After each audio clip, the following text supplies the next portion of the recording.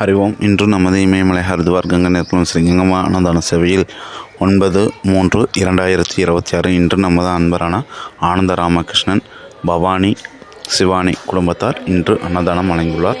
ஆனந்த ராமகிருஷ்ணன் பவானி சிவானி குடும்பத்தார் இன்று அன்னதானம் வழங்கியுள்ளார். மேலும் அவர் குடும்பத்தில் அனைவரும் சீரும் சிறப்புமாய் வாழ நமது கங்கை நேர்குல சாது சன்னியாசியில் பிரார்த்திக்கிறோம்.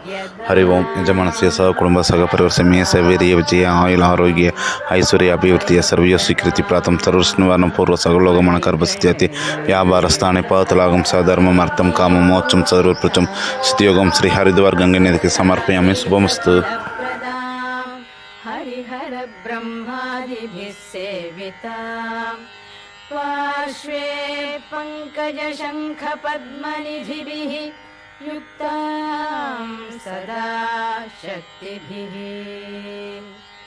सरसिजनिलये सरोजहस्ते धवलतमाशुकगन्धमाल्यशोभे भगवति हरिवल्लभे मनोज्ञे त्रिभुवनभूतिकरि प्रसीद मह्यम्. ॐ प्रकृतिं विकृतिं विद्यां सर्वभूतजितप्रदां श्रद्धां विभूतिं सुरभिं नमामि परमात्मिकाम्.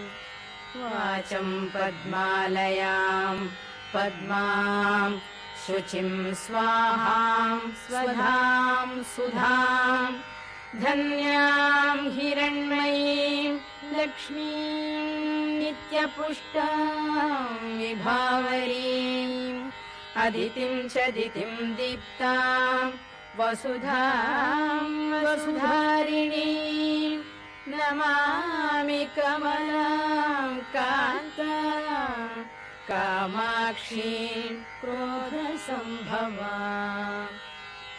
अनुग्रहपरां बुद्धिम् अनघां हरिवल्लभाम् अशोकाम् अमृतां दीप्तां लोकशोकविनाशिनीं नमामि धर्मनिलयां करुणां लोकमातरं पद्मप्रियां पद्महस्तां पद्माक्षीं पद्मसुन्दरीं पद्मोद्भवां पद्ममुखीं पद्मनाभप्रियां रमां पद्ममालाधरां देवीं पद्मिनीं पद्मगन्धिनीं पुण्यगन्धां सुप्रसन्नां प्रसादाभिमुखीं प्रभां नमामि चन्द्रवदनां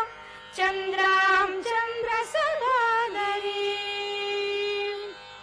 चतुर्भुजां चन्द्ररूपां इन्दिरां इन्दुशीतलाम् आह्लादजननीं पुष्टिं शिवां शिवकरीं सतीं विमलां विश्वजननीं तुष्टिं दारिद्र्यनाशिनीं